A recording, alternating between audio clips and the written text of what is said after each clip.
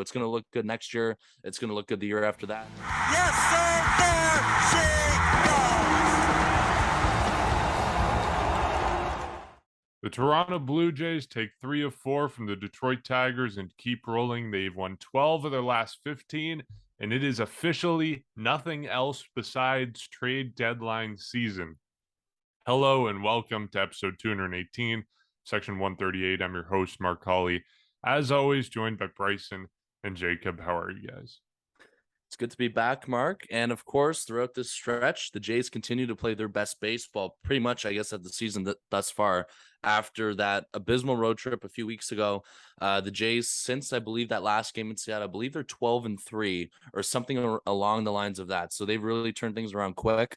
And this team's having a lot of fun right now. They're in a good spot. And of course, another good weekend, taking 3 out of 4 from the Tigers. Yeah, having a lot of fun, I think, is a bit of an understatement because we all know what's going on pretty much right now as we record this. I think the Jays are supposed to be landing in Florida right around now, and they're having a joint house party between George Springer's backyard and Jose Barrios's backyard. And we know that they got all dressed up as, I guess it was beachwear was the theme for the flight and now for the party. I think Ross Stripling stole the show. He was wearing, he had sunscreen on his nose and was shirtless and was wearing a inflatable something around his waist. So that was, I think, the best costume that we saw. But Jacob, how are you? You know what? I think Mark and we discussed this last episode, but this team, it needed to go on a run. And more importantly, some of your starting pitchers in Yusei Kikuchi and Jose Barrios, they needed to turn things around. To some extent, they've done that. They're now going into the trade deadline. They have one more game. Well, actually, they have no more games. They have one more game on the day of the trade deadline, but this team is looking a lot better than it did, a couple weeks ago, even, one series ago. And we all predicted it 3 out of 4 against the Tigers. This is the perfect scenario, or, nearly the perfect scenario. And now you're going to that trade deadline looking to build on that. And hopefully this team is going to go on a huge run in August. Yeah, the next time we see the Blue Jays take the field will be after the trade deadline, about an hour after the trade deadline, which is set for Tuesday, 6 p.m. We could see a lot happening. And I guess let's just start there. I know we are going to talk about what happened in this series and what went on. And of course, the Blue Jays taking 3 of 4 from the Tigers. But what everyone's minds are on right now is the trade deadline. I think it's easy to say, I don't think many people would disagree with this, but the Blue Jays over the last 2 weeks have proven to the front office that they need to make big moves, because what we saw from this team in the 2 weeks prior, the series in Oakland, the series in Seattle, that was an indication of a team that was struggling, a team that was going south fast, a team kind of like the Boston Red Sox now, who is not going to be competitive down the line. But what they've proven over the last 2 weeks is that they can legitimately contend and over a stretch of 15 games outplay the Yankees and gain ground in the AL East and put up big numbers in the AL wildcard race. So what they've done is they've really proven that the front office needs to make a big move. And we're already seeing some teams around baseball finally getting things going. We know it's been relatively quiet in terms of trades happening. I think a lot of teams are just waiting to see what happens with Juan Soto.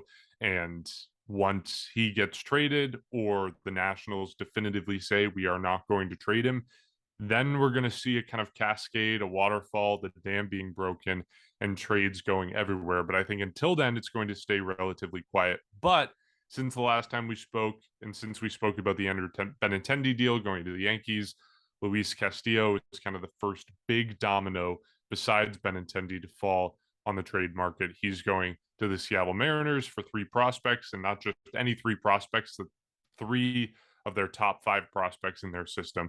So a big deal from the Mariners getting it done, and obviously trying to give the Jays and other teams a run for the money in the wild card race. We've also seen the Blue Jays involved with Frankie Montas. That is, I think, the biggest name that they've been connected to so far. We know the Ian Happ stuff. We've talked about that, but Frankie Montas seems like who they are closest to right now. We heard from John Morosi that they are one of 3 teams that are focused in on Frankie Montas, and I think the other 2 were the Yankees and Cardinals, if I'm not mistaken. So that's kind of the situation as things stand now, knowing that they are going to change a lot over the next 48 hours. Let's start with the Castillo deal.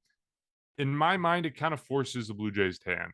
You see the Mariners making a move like that, taking advantage of a trade market where really no one else has made a move. And we know Jerry Dipoto, GM of the Seattle Mariners, is a guy who is as aggressive as anyone in baseball. Maybe AJ Hinch, or excuse me, not AJ Hinch, AJ Preller, GM of the Padres aside, the most aggressive GM in baseball.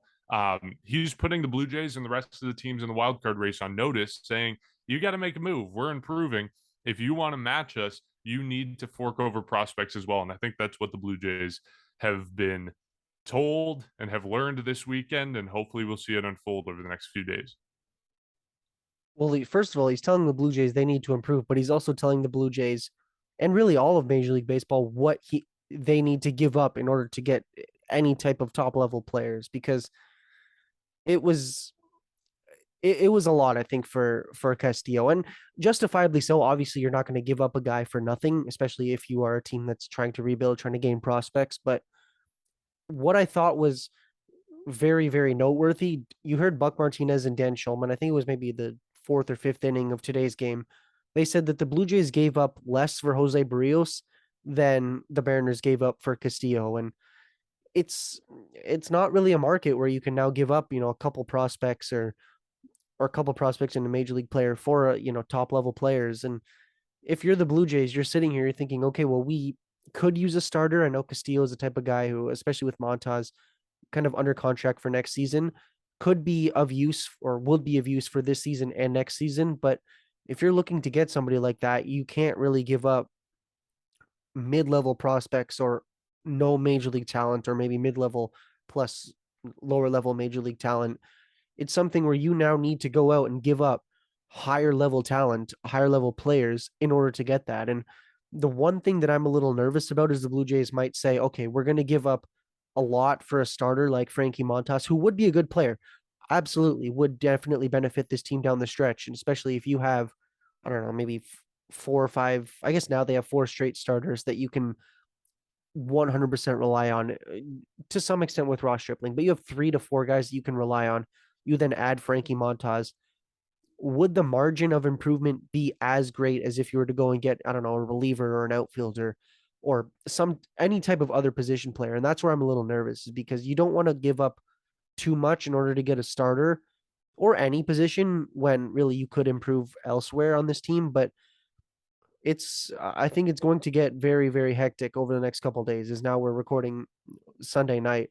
I think Monday and Tuesday, especially Tuesday going into 6 p.m., it's going to be crazy, as these teams are they're realizing that you cannot just give up a little bit in order to get a lot. I mean, obviously it makes sense. You have to give up a lot to get a lot, but we're not really in that previous couple of seasons of baseball, or even really the last era of baseball, where you can give up a little bit, maybe, major league talent in order to get some type of high level starter or really any type of position. We're now in that position where if you want a lot now, you have to sacrifice more than maybe you were expecting to give up. And if you're the Blue Jays, the thing is I think they have that. You could give up minor league talent.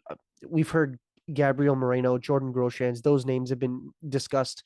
Even go back to the Francisco Lindor, the Juan Soto trades.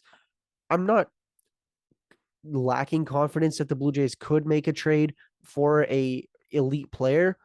I just don't know if you go out and get a starter and consider that the best thing that you do for this trade deadline, because it could help, but realistically, if you're in the playoffs, I don't know if you need more than 4 dominant starters.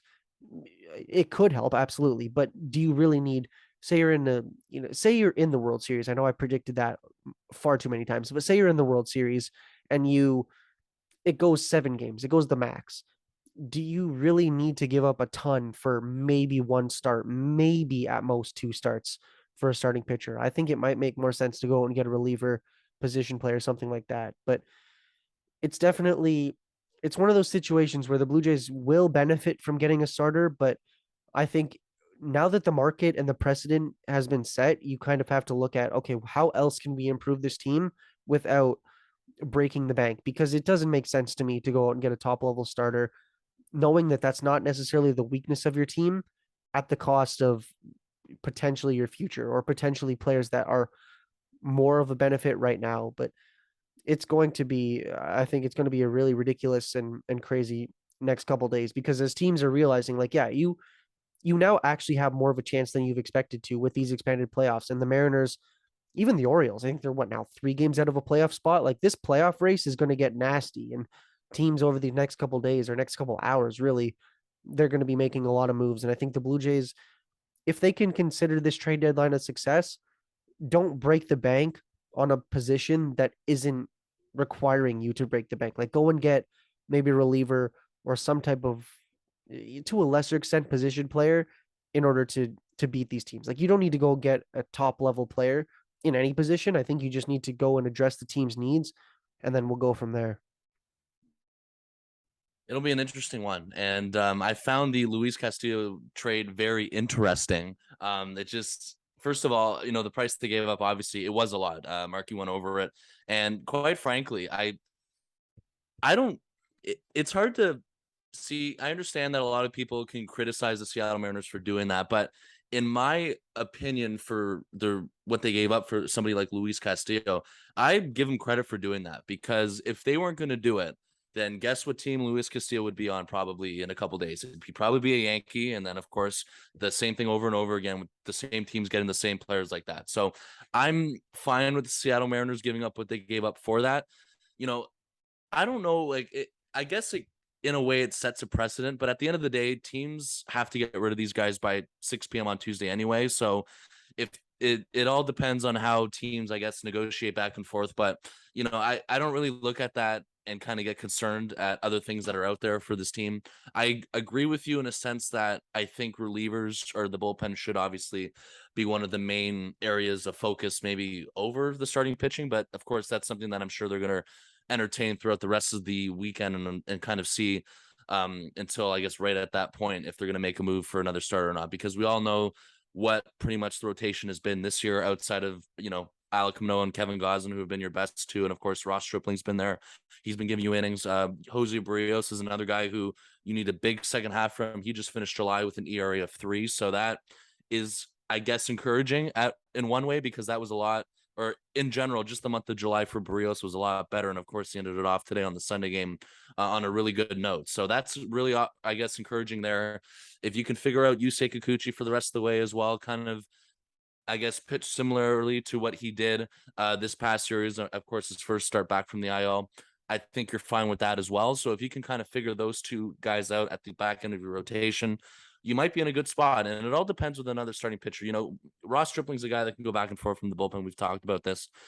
If there's a room for them to get a starting pitcher, I wouldn't be surprised if they did it. But of course, Ross Stripling has been, I guess he just deserves a lot more credit than I don't think he's been getting enough credit, is what I'm trying to say, because of the fact that he's been holding the fort down in the starting rotation, because of guys like Barrios and Kikuchi who have been up and down. We've spoken about that this season already a few times. Mark, I know you want to talk about him a little bit later on as well. So that's one kind of player that, because of his flexibility, you can always entertain the possibility of getting another starter. It depends on, with Frankie Montas. I think the Yankees are another team who are going after him. So it's going to be kind of, and of course the Cardinals are the third team who, of course, based on the latest report today, I guess it should suggest that what the market currently is for Montas. So it'll be interesting for that one. And of course, for bullpen help, I think that remains, obviously, that's like obviously an automatic. For example, you look at this weekend with the Detroit Tigers. They have an amazing bullpen despite their record this season. You go back to the Friday game when they beat the Blue Jays. It just later on in the game when the Jays were trying to tie the game, it just didn't, there was no signs of life from this team offensively because of how good those guys are. And I'm talking guys like Andrew Chafin, Michael Fulmer, Joe Jimenez. There's a lot of arms in that bullpen that could definitely be expendable for the Detroit Tigers. And I mean, firsthand giving, I guess, the Blue Jays front office a showcase this weekend. It'll be, there's a lot of names out there that the Jays can go for in terms of that, but the Detroit Tigers, despite their record, once again, have been a team who have had a very dominant bullpen, who have velocity, who have what the Jays are missing. So it's going to happen at any point on Tuesday in terms of bullpen help. It's going to come from any, I guess, all sorts. And then, of course, position players, that also remains something. And I wanted to ask you guys this one, because I think there's been chatter about this, and I think it's definitely kind of given me more of an indication that the Jays also do need to get a position player for certain reasons. I know you guys brought up Ian Happ the last episode, and of course, Ian Happ's been a name that has been, I guess, just involved with the Blue Jays pretty much all season. Of course, the latest report from John Heyman, Mark, you were talking about it earlier on. He's got a pretty strong market by the sounds of it right now, but he would definitely be a good fit for this team. And the one question I want to ask you guys too, which what I was about to say, was that, George Springer is a name of conversation right now because of the elbow injury that he's been dealing with, because of the nagging, just the nagging injuries that he's been dealing with all season in general. But majority, of course, is that elbow issue that he's been dealing with. You saw this weekend, he had a couple days off and another day off today on the Sunday game. Would it suggest that if George Springer is going to, take more time off throughout the second half, or I shouldn't say time off, but just more like the team managing his workload a little bit more cautiously than they did in the first half, would you not feel more comfortable going out and getting another position player so you can try and fill that void the best you can throughout the rest of the way? I think that's something that's also come up throughout the last weekend because of the injury that he dealt with. You saw it on Friday when he left the game. He looked to be, or the last game when he left the game earlier, he just seemed to be in discomfort after diving for one ball earlier in the game, making a couple other throws from right field. Even his last at bat of the game when he flew out after he swung, he just was an immediate discomfort. So this is something that has been nagging all season. He re-aggravated it this past weekend. Getting another position player would definitely help you, I think, manage his workload the rest of the way, rather than sending out, as much as Raimel Tapia has been a very good player for this team, sending out guys like Tapia and maybe, trying to avoid giving Bradley Zimmer as many at-bats as you can, getting a different position player so you are in a better position for that. So I think that's another area to focus on for that. But of course, the highlight, of course, remains the same, which I agree with you on that one, Jacob, is that bullpen arms is something that is a must right now. I think the Springer, I guess you can call it injury, kind of him just being worn down, is a big factor into why the Blue Jays are pursuing someone like Ian Happ right now. Because on the face of it, it doesn't make sense when you have four guys who are at worst competent, at best all-stars in the outfield who can play there every day. Where do you put in someone like Ian Happ? Why would you try to acquire someone like that who doesn't really fit into the team, besides from the fact that he is a switch hitter? Like, that's the only thing, if you look at it from that perspective, of why the Blue Jays would be pursuing him. But when you factor in the Springer injury and the fact that the Blue Jays are kind of already being very cautious with him, but I think as we progress down the stretch, they may get even more cautious just because of what we've seen in the first half. When you factor that in, it makes a lot of sense why the Blue Jays would be looking at someone like Ian Happ. And, I think whether it gets to this point or not, I don't know. But right now, I feel like if the Blue Jays had a better replacement for Springer, Springer would be on the 10-day IL right now. If they had someone who could sub in and play every single day, or I know they have Raimel Tapia in the mix, but someone behind Raimel Tapia better than Bradley Zimmer, I feel like George Springer would be on the IL right now just to fully recover, because he's obviously not himself. Bryson, you talk about the moments in the outfield and stuff. The moment that sticks out to me is when I think it was a sacked fly from, I want to say it was Bo Bichette I think it was yesterday's game, Saturday. George Springer dove in at home and just kind of laid on the ground for maybe 5 or 8 seconds. It wasn't a lot, and it didn't look like he was in pain, but this kind of is reminiscent of what we saw last year with the knee thing. Every single thing you see that has to do with George Springer's knee, you just wince a little bit and pray until you see that he's okay. And I think it's becoming the same thing with the elbow, and that moment is what stood out to me. And then there's also the moment in the dugout when someone knocked his arm and he kind of winced, and it's just not pretty. And I think if the Blue Jays had their choice right now, if they had enough depth behind him, they would be placing him on the IL. And I think they want to get Ian Happ because of that. So I think it makes a lot more sense than it did maybe 2 to 3 weeks ago before this became a big issue. Well, one thing that is also very notable to consider is this team is not able to benefit from that non-waiver trade deadline. And we saw this in seasons past. I think it was maybe 2015. The Blue Jays ended up getting Darwin Barney like way later after the trade deadline. You do not have that same benefit this season. And whoever you have on this roster at 6 p.m. on Tuesday, that's it. And if you're the Blue Jays, I think you absolutely need to consider, I don't know, some type of infield or outfield or some type of position player, because unfortunately, this outfield, it's to some extent considered, I mean, I would consider it when it's healthy elite, but you're looking at guys like Lourdes Gurriel Jr., good season out of him, absolutely. But you look at George Springer, the health is concerning again. And the last thing you want to do is go down the stretch in late August, in September, when you need to win games and he's not available. Teoscar Hernandez has looked quite good. You know, he's a lot of clutch home runs, even that one on, I think, the Friday game or the Saturday game. That's definitely helping this team. But we're kind of at that situation where what happens if somebody's out long term? And we saw that happen earlier in the season, although it wasn't necessarily fully long term. But even last season, nobody expected Randall Grichuk to play as much as he did last season.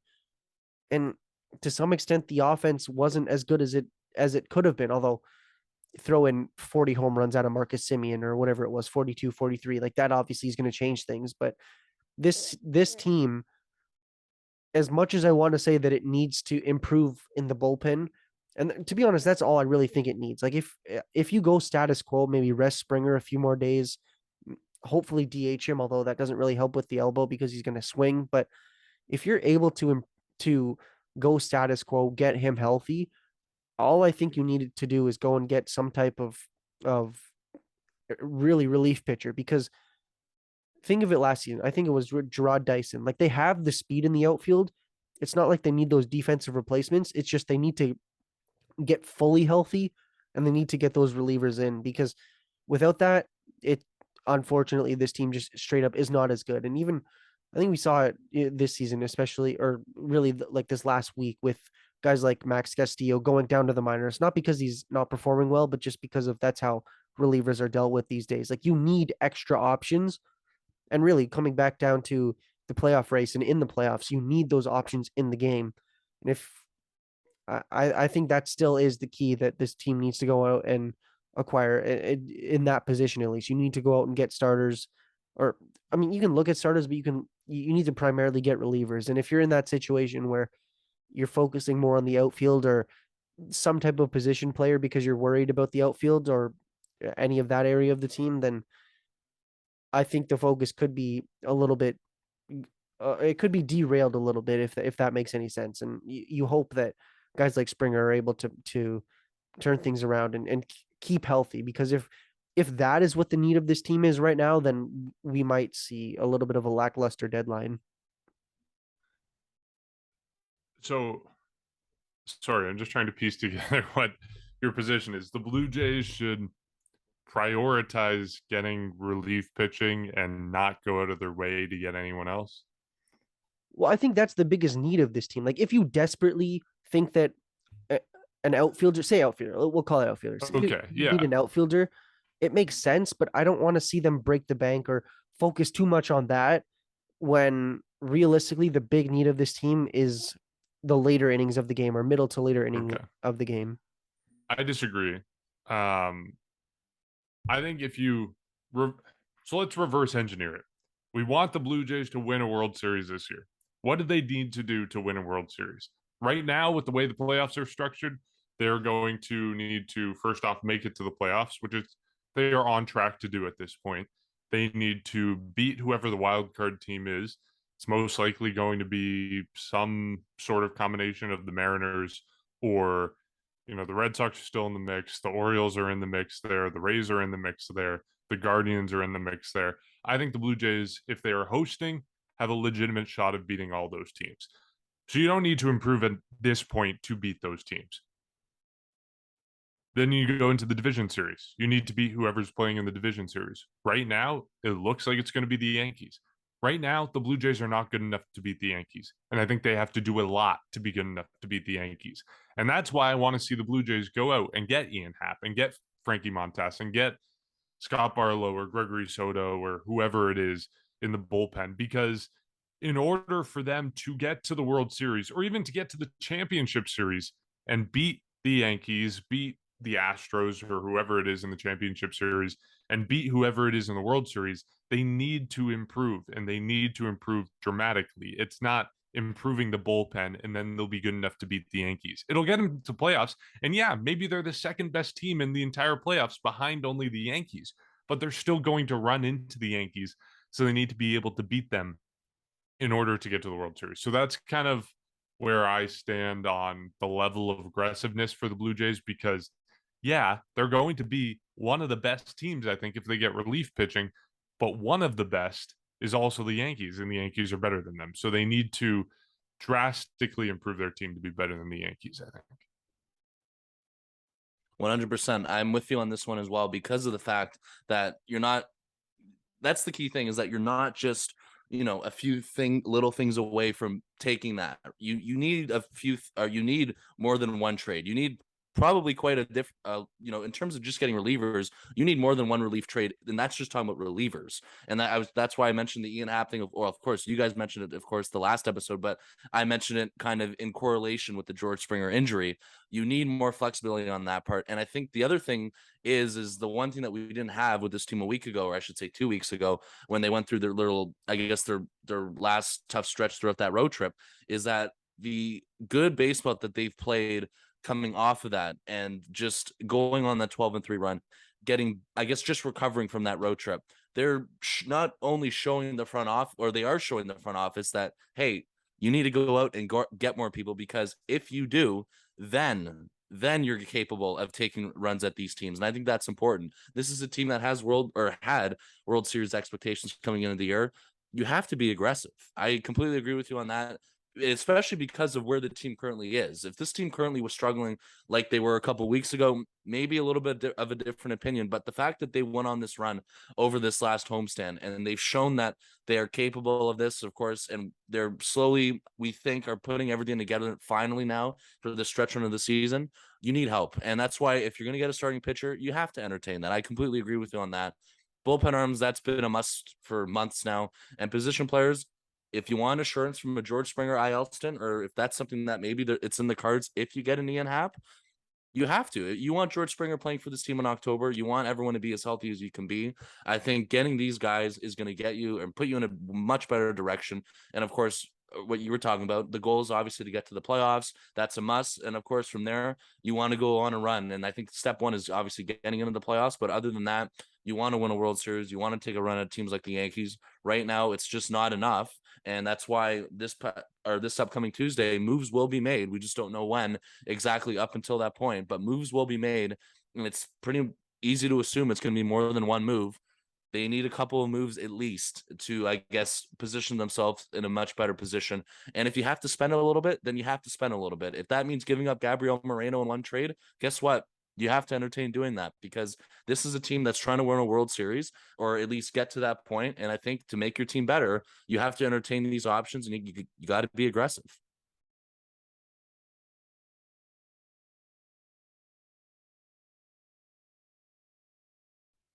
Jacob, did you want to respond to that or no?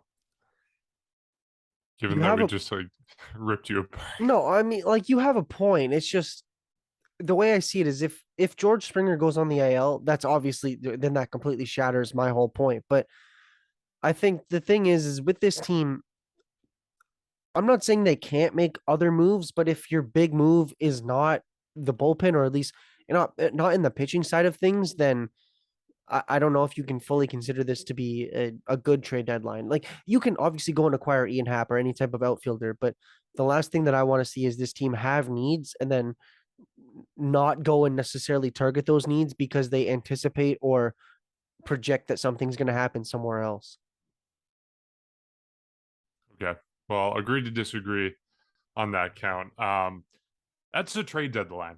And obviously, that's what all of our attention is focused on. We're going to be recording again as soon as the deadline passes. Tuesday, 6 p.m., we're going to be hopping on, recording, and getting our thoughts in on whatever the Blue Jays do, whether it is a lot, whether it is a little, whether it is nothing at all, because that is still a possibility as we stand at this point, 48 hours away.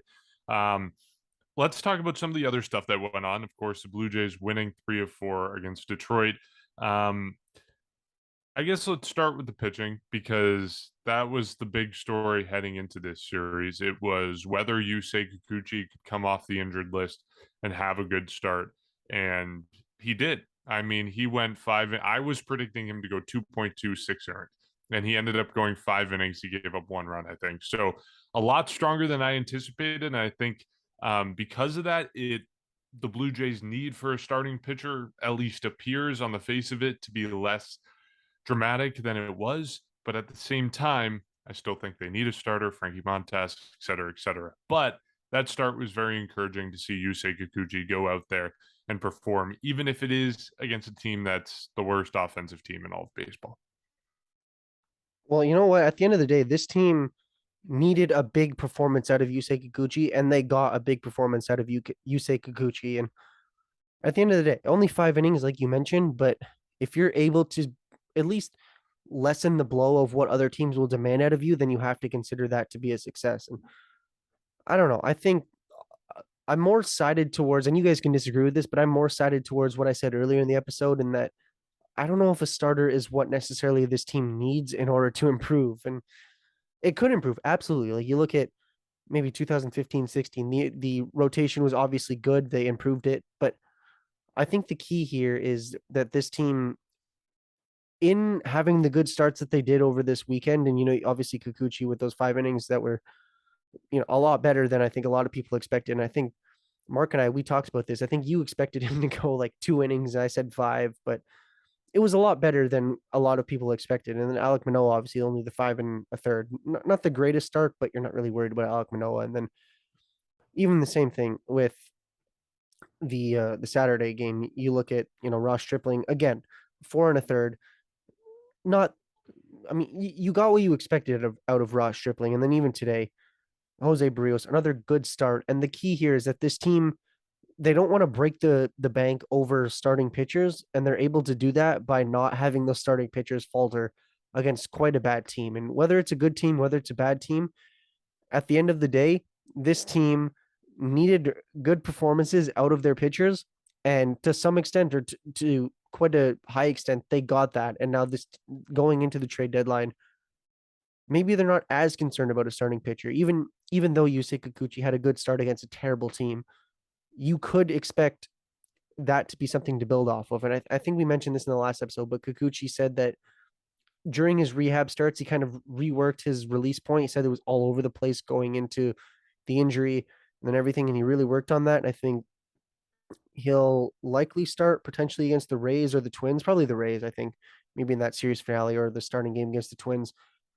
You're kind of at the point now where, even so, it's after the trade deadline, but even now, I think you're a lot more confident in that. And you're not as nervous about, oh, if we don't go out and acquire a starting pitcher, we're doomed, or we're potentially doomed. That's really all that I think that this team got out of that weekend. Like, obviously, you take 3 out of 4. That's going to benefit your record. Teoscar Hernandez with that big home run to kind of avoid that sweep. In terms of a position perspective, this team benefited from the weekend, but even just behind the scenes, the fact that they didn't fall 3-4 or 2-4 to the Detroit Tigers, and part of that is because of how good their starting pitchers were. That's something that you have to consider to be just a massive win for this team. And going forward, they do have that off day. I'm sure it's going to be a very interesting off day, and then a very interesting start to that first day of the last day of the trade deadline. But I think if you're Ross Atkins, you can at least rest a lot easier knowing that your starting pitchers, or at least the ones that you consider to be a bit of a coin flip, are looking a lot better than what you expected. Absolutely. And Yusei Kikuchi was the one who, you come probably in terms of obviously the expectations, least amount of expectations coming in. I mean, you heard, Mark, your prediction about 2 2/3 about that. So thank God that was not the case. But he definitely, I mean, he looked good. The problem with Yusei Kikuchi this year has been, when we say he looks good, he'll go out in 5 days and then look like a disaster. And then we're back to square one in terms of, what's he doing? He's not throwing enough fastballs. He's throwing too much cutters in terms of, and then I think slider grip was something that was corrected or something like that throughout his last IL stint on his way back. So whatever he was supposed to fix, that's great. It's got to stay now intact, hopefully throughout the rest of the season on that. If you can get 5 innings out of Yusei Kikuchi, that's something I've been saying since April. That's a complete win any day of the week. That's completely fine with me. He looked comfortable on Thursday, and that was obviously important on that one. With Alek Manoah on the Friday, he took the took the comebacker off of his elbow and he left to start early. It appears he's fine and he's going to be able to pitch the next outing. So it's just very rare to see Alek Manoah, I guess, give up, 3 or 4 runs in a start. We saw it earlier one time this year against the Yankees where he did that. And of course, this was obviously the latest time where he just, I don't know if he wasn't comfortable or he just wasn't sharp, or a lot of people have also talked about, his innings in terms of maybe his workload for somebody in a second season. I don't know what truly is going on behind the scenes with him on that one, but that was just obviously a rare miscue from him on that. And I guess the one takeaway from that, or the main takeaway, is that he's going to be all right after taking off, or pretty much getting that comebacker off of his elbow. So that's good from that. And of course, in the Saturday game as well, you're completely fine with what Ross Stripling gave you in terms of 4 innings. Like I said earlier on, no matter what the Jays have done with him in terms of a swingman coming out of the bullpen, giving you 1 or 2 innings, giving you 4 innings, sometimes getting up to 5 or 6 innings, he's been very flexible with that, and he puts obviously the team in a very good position when he's been pitching well, and he's been pitching well for majority of the year, pretty much to begin with. So you're fine with him on that one. And he's been a guy that has been very reliable. And again, he's been somebody who, if it wasn't for him succeeding as much as he has in terms of, and then of course you have the Barrios and the Kikuchi, I guess up and down season from them, this rotation would definitely have been in a much more of a darker spot. And of course, something in terms of more of a area of need, going to your opinion, Jacob, that getting a starter would obviously be even more important if somebody like Ross Stripling wasn't pitching that well. So now you go into today's start with Jose Barrios. I said it earlier on, finishes July with an ERA of 3, pitched really well today. He was very dominant despite, I guess, the first inning, or he had a really, or one thing I'll mention is that he had a very interesting at bat with his brother-in-law, Javier Baez, in the first inning. I mean, I'm sure you guys saw it in terms of all the foul balls all the way up to the 5th deck, and just, Baez thinking there was ball 4 on ball 3. It was just a very bizarre at bat. But other than that, and obviously other than the home run he gave up to him later on in the game, he looked really well through 7 innings. And this is something that you want Barrios to continue to roll into August and September, getting back to what we saw from him in terms of last year. I mean, he finishes this start now, his ERA is back below 5. You want him to continue to work at it, being consistent. And I think that's also a big deciding factor for this rotation down the stretch, is if you can get Barrios pitching well. So all in all, I think a pretty good weekend from the starting pitching. Of course, a couple hiccups here and there with Alek Manoah, but of course, no one's really concerned about that long term. And you have a very, I guess, important 2-game series coming up with Tampa Bay, like you mentioned, Jacob. Kevin Goslin's going to start game 1, and it's believed it's Yusei Kikuchi starting game 2. So we'll see what happens with that. But the starting rotation could also maybe look different on Tuesday, or in terms of the roster on that one. So I mean, that's obviously set in stone right now. It can change, or maybe it doesn't change in that upcoming Tampa series. Maybe later on in terms of the Twin series, it changes a bit, but we'll see on that one. But throughout the course of this weekend, I definitely was impressed with what I saw. And of course, with Jose Barrios, I think that was definitely my main highlight, is that he continues to get back to what he was at last year. And I think that's very important for this team moving forward.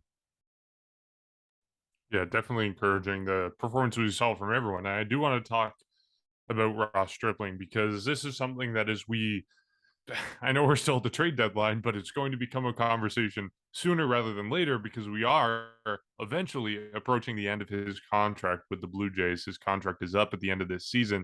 And I don't want to get ahead of ourselves and start talking about the offseason, but with the way Ross Stripling is pitching and how important he's been to this club in whatever position he's in, I mean, he's demonstrated that he can transition from the bullpen to rotation to bullpen with 0 hiccups whatsoever. And he can sub in one day as a spot starter and be just as dominant as he would be if he was in the rotation the entire season. And that's an incredible asset for any team to have, let alone a team like the Blue Jays that has a little bit of volatility, unsteadiness in the rotation and the bullpen. All that being said, should the Blue Jays make a qualifying offer or make a real effort to extend Ross Stripling?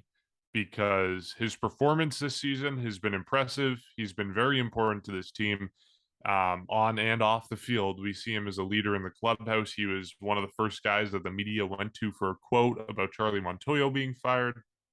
He is the Blue Jays representative for the MLBPA when it came to labor negotiations. He was very much involved in that. He's an important guy to this team on and off the field. Should the Blue Jays make the qualifying offer to him? 1000%. Mic Interesting. drop. Absolutely, you need to extend this guy.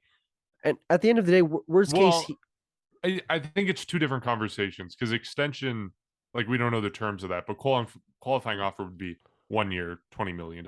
okay, you should at least have him beyond the 2022 season. You need Ross Stripling, because at the end of the day, this guy gives you the flexibility of, I mean, going into this season, we expected him to do what he did at the start, bullpen, maybe spot start here and there. But you're without Hyunjin Ryu next season. You need another starter. Maybe that's Nate Pearson. I have no idea at this point, unfortunately, but you are now at the point where Ross Stripling's role has become a lot more valuable. And maybe if you're Ross Stripling, you're saying, well, I want a little bit more money, which is a fair argument. But if you're the Blue Jays, you absolutely need to go and have this guy on your roster beyond 2022. Not only is he valuable and or flexible, but he's just valuable straight up. Like, he's giving you a lot of very good quality innings. And even if it is only 4 2/3 or 4 1/3, if that's his worst, I'll take that over a bullpen day or any other type of starting pitcher any day. And if you're the Blue Jays, think of it in like a playoff situation. I think it was Francisco Liriano, maybe 2016, where he was brought in. He was a starter for like that last 2 months of the season, but then he just kind of came in and threw 2 or 3 innings out of the bullpen if he needed to. I think he threw it the second win against the Rangers, the wild card game, etc. And that's, I think, what the Blue Jays really could benefit from, is having that guy that is able to throw you quality innings if you need to, maybe throw 4 or 5 or 6 innings, but you can call on him on any time and he'll just give you good innings no matter what. And if you're this team, you're Russ Atkins, I think this is a number one priority. And yeah, for most people, for most Blue Jay fans, and even for most baseball fans in general, this isn't the most flashy name, but Ross Stripling is a guy that helps you win ball games. And if you do not extend him, it's not the end of the world, but you're going to need to absolutely go out and get somebody that can replace him. And it's kind of difficult to replace a reliever / starter who can throw up no matter what you need, no matter what situation, you can just throw up zeros. You're pro extension. Are you pro qualifying offer? I am pro whatever the Blue Jays want to do as long as he is here beyond this season. I am pro extension, but I am not pro qualifying offer. I have a hard time giving, as much as, again, he's been very good. He's been one of their best pitchers. For somebody who has the ability to go back and forth between the bullpen and starting or being a starting pitcher, I have a hard time giving that, or pretty much somebody like him, with all due respect. I think, what is it, $18 million or whatever the heck the number is going to be this winter. So for me, that's where I have a hard time committing to that. Of course, if you look at the downside of that, if he turns that down or whatever, you get a prospect out of it.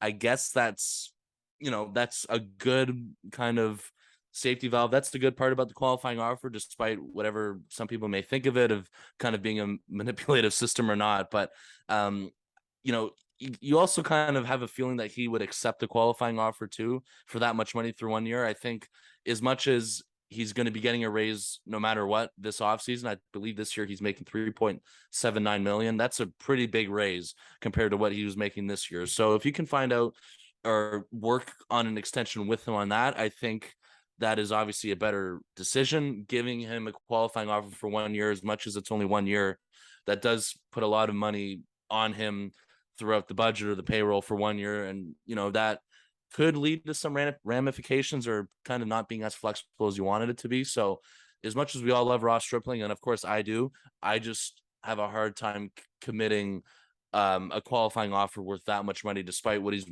making this season. I don't think he is worth $18 million for one season. I am also pro extension. Qualifying offer, I think, is tricky. I'm not as adamantly no as you are, but I also am not confident that he would accept the qualifying offer, because he's hitting free agency. I think this is the first time in his career that he will have hit the open market. I think he came up either 2016 or 2017 with the Dodgers. I'm not sure he says no because he's 32 years old. This might be the only big payday of his career. He can either take 1 year guaranteed 20 million, or another team might give him, outside of extension talks, another team might give him, I don't know, what would you pay for someone like Ross Stripling on the open market? Maybe kind of like a Yusei Kikuchi type deal, maybe the 3 years, 36 million, maybe Steven Matz type deal, 4 years, 40 million market range. I think that's what he would get on the open market. And I think even though it's a lower average annual value, because he's 32 years old, because he's in this kind of awkward bullpen starting rotation situation, and because he's never hit the open market before, I think he might pass on the qualifying offer, even if the Blue Jays do extend it to them, and instead say, I want the guaranteed money. I want to ensure that not only for the rest of my life I have enough money to support my family, but for generations to come. So that complicates it, because then even if the Blue Jays shouldn't give him the offer based on stats alone, maybe they should give him the offer because then he would reject it and they get the draft pick. So it's a difficult conversation in the case that he doesn't accept it. But the one thing I will say about the option and the Blue Jays giving him the qualifying offer, I lean towards no, not because he's been ineffective for the Blue Jays, but because I think when we look at his numbers, his ERA is a little bit deceiving. And what I mean by that is that he doesn't pitch third time through the order. He pitches 2 times through the lineup, and that's it.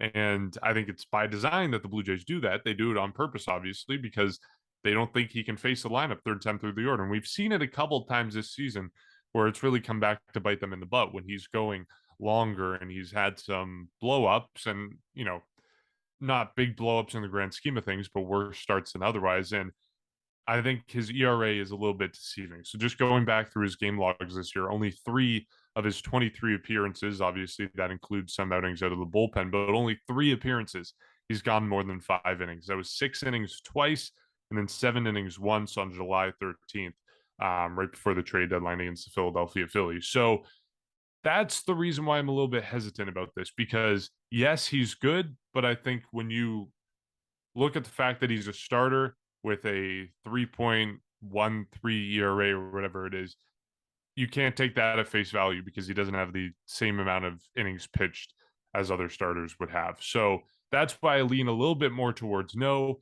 But again, I think he might reject the qualifying offer if the Blue Jays give it to him. So then maybe, yes, you should extend the qualifying offer to him. So then you get the draft pick. I don't know. It's a fun conversation to have, though, even though it is a couple months away. That is actually an interesting little loophole that you've mentioned there, that like you can extend him that qualifying offer, he could easily reject it, and that could be by design. But for somebody like Ross Stripling, I think if you're in that competitive window, he makes this team 1,000 times better than if he's not on this team. And yeah, obviously you can go out and get other guys you can start, who can pitch out of the bullpen, but he is, I think, he's not the key to winning the World Series, not the key to making the playoffs, but he's the type of guy that when you rely on him, he will be there and he will help that team win. If you're the Blue Jays, I think maybe what you guys brought up, maybe extending the qualifying offer isn't the greatest idea just because of all the things you mentioned, but somehow keeping him on this roster, I think is one thing that this team needs to absolutely not only consider, but make a priority, because where else are you going to get somebody that is not only able to pitch, reliever, starter, whatever, but is also willing to do it?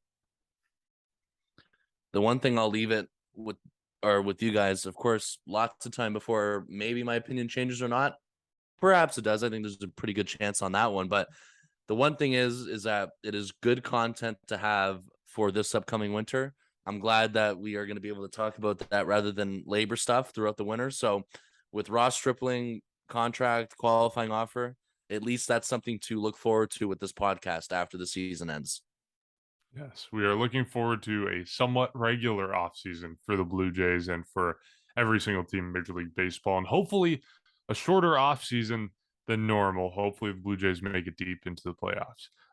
Speaking of the offseason, this offseason, the Blue Jays are going to be making big changes to the Rogers Center. We know they have announced their phase 1 renovations, starting with the outfield at the 100 level, the 200 level, and the 500 level. The biggest changes are adding more social spaces. So they're adding kind of a party deck at the 500 level, getting rid of the corner of seats right next to the video board. They are adding extra social spaces on the 100 and 200 levels, and they're also elevating the bullpens, bringing the fans right up to the edge of the outfield wall, as opposed to kind of that awkward abyss that exists now between the outfield wall and the start of the bleachers. I think these renovations went over extremely well with all fans, all three of us included. The mock-ups of what the Rogers Center would look like, the renderings look incredible. I can't believe this is being done for next season.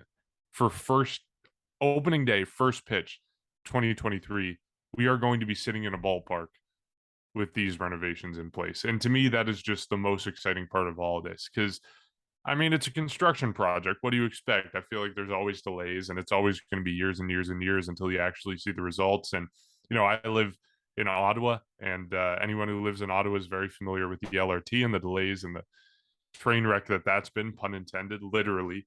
But the Rogers Center going to be renovated for next season. These renovations look incredible, and this is only phase 1. I'm so excited. Well, I think it looks absolutely ridiculously amazing. Like if you go to the 500s, like I don't even think I've ever been to the 500s, but that's definitely What? an Just okay. subtle Well, flex. like so Only I've 100 level tickets. no, Wow, I didn't 100 know or we were 200 recording with a levels. high roller here. No, I've only I'm been not like surprised, Mark. no, it's just like I don't know. Anyways, I want to go to the 500s. I do want to go there like tomorrow if I could, but It's not like a this tropical location. it's a the cool nose place to see. planes. I've never like I've been up there physically. I've just never watched a game, but that back area that definitely looks really cool. Just to stand there watch a game, but even the outfield, just like the 100 or 200 levels, being able to chirp the opposing bullpen or cheer on the team's bullpen, it just looks so much cooler in my opinion. And I think however many episodes it was, we were talking about how the outfield was going to not necessarily be as symmetrical as it is now. I think it all just looks really cool, honestly. Maybe it's just because it's new, but I think that if you're Mark Shapiro, Ross Atkins, you're not necessarily looking to tear down the Rogers Center. You're looking to improve it, at least in the short to midterm future. This is the right move, and it will be, I think, maybe as drastic as maybe the 2016 offseason, whereas they just completely redid the whole infield, and it will look very, very good, I think, on opening day. And I'll be honest, I'll probably be somewhere in the 500s or at least the outfield again to see that whole renovated area. Yeah, it looks flat out amazing through, I guess, the fact that it is going to be in a couple different phases. I do the one thing that I'm trying to remember as much as we can, because I know we had an episode where we spoke about renovations when not when they revealed what it was going to look like, but when they announced that they were planning to do it, and that was months ago. That was probably it was at some point last season when we were talking about, I guess, on our wish list, ideally what we would want. And I think the one highlight that is going to happen, and it's kind of the cost of making it happen in order to make the ballpark better, is that they are taking away some seats or lowering the capacity in some sort of fashion. I remember this was something that we all discussed about it, because you don't need necessarily to have 50,000 seats there. And I think they're taking away about, I think Mark Shapiro said it was around maybe 5,000 or maybe a Yeah, little bit more than that. He Yeah. wasn't sure what the exact number would be, Yeah. but it sounded like it was going down about 5,000. And if that's in order to make the experience a lot better, of course, the patios and everything they were showing in the 500s and just in the outfield in general, then I'm all for it in terms of that. And of course, we know that I believe this winter also is going to be where they replace all the 500 level seating, other than when they're adding all the patios and everything. And of course, the elevated bullpens, I think that's something that's going to be really cool too. And I'm a fan that they are getting rid of that abyss, and that there's going to be, I guess, just the outfield in general is going to be more just closer to the field in general. And of course, the next off season is when they replace all the 100 level seats. And the one thing that they also mentioned, which I don't think any of us even knew, and definitely they didn't know on the broadcast, was that it is second in foul territory behind Oakland, which is pretty insane when you think about it on that one. So you bring the seats closer to that, you take away some foul territory on that, You get new seats, probably more comfortable seats that aren't all squeezed together. And then you just get brand new seats, and you get seats that are actually facing home plate, which is cool on that one. So they're making it the whole idea obviously is to make it more like a ballpark because it wasn't built like one originally when it opened. You understand that baseball is pretty much the only thing that goes out of Rogers Center now besides concerts and maybe a few other things. So while you can, and in terms of the lifespan that Rogers Center does have left that you're extending from it, you get to make it more like a ballpark. And of course, we know that new ballpark, in terms of, I guess, just moving on from Rogers Center, is something that they still are envisioning, but it has obviously been kicked down the road probably at least a decade. So this, of course, and there's a lot of money going into this project. I believe it's $300 million. So this is definitely extending the lifespan for a long time. And if you're going to make it look like a ballpark throughout that course, just make it more, I guess, ballpark friendly, getting rid of a few things, changing some things up. I'm all for it. I think everyone, for the most part, like you were mentioning, Mark, really, I guess, loved or liked the idea, what they were showing in terms of the models and everything like that. And the fact that they're going to be doing this over the course of 2 off seasons is pretty remarkable too. And hopefully, you were talking about it in terms of the Ross Stripling thing of a shorter off season. Potentially, they could be starting this thing, best case scenario, in November and having to get this thing ready for April. So they're going to have a lot of work to do this winter. And hopefully that, just for, I guess, our perspective, hopefully they do have a short window to do it because we want to see baseball as much as we can. And of course, the playoff push and all that. So it's going to look good next year. It's going to look good the year after that. And it's going to look good throughout the next lifespan that they are in terms of extending the lifespan of Rogers Center. I think that's the most fascinating part of all this, what this means for the lifespan of the Rogers Center, because like this is not a small project. Like Jacob, you mentioned replacing the infield. That was a relatively small project. We didn't get an announced price tag on that, but I imagine it was a fairly cheap thing to do. They're investing $300 million in phase one. There are two more phases to this project.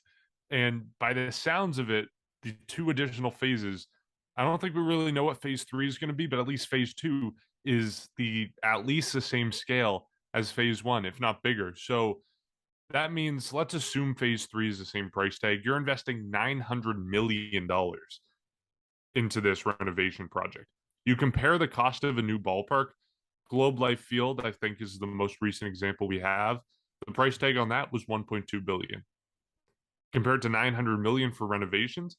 So I think just from the price tag alone, we can assume that the Blue Jays are committing to playing at the Rogers Center and calling the Rogers Center home for, I want to say, at least 2 more decades, because they're investing the amount of money it would cost to build a whole new ballpark into renovation. So to me, that signals a lot of commitment for years to come in the ballpark.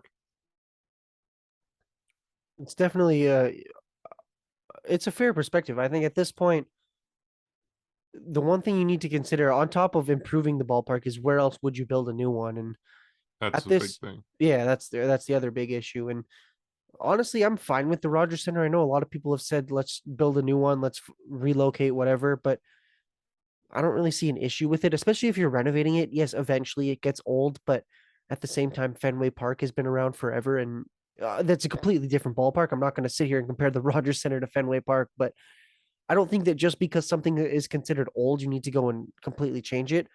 If you're able to make the Rogers Center look good, you're able to make it a fun place to play, fun place to be as a fan. I think you absolutely just you leave it as is and you make your improvements. And at this point, if you're able to sit here, like if they're there for the rest of the competitive window, you have to consider that to be a win. Final thought on the Rogers Center. This fact always surprises me when I hear it, but the Rogers Center is actually the 7th oldest ballpark in baseball. And now that we've seen these renovations and what's happening and the Blue Jays' commitment to the ballpark, I think we may see it become the 5th oldest ballpark in baseball when all is said and done, because I think there was rumblings at some point that Kauffman Stadium was on its way out, that the Royals wanted a new ballpark. Maybe I made that up. I'm not sure.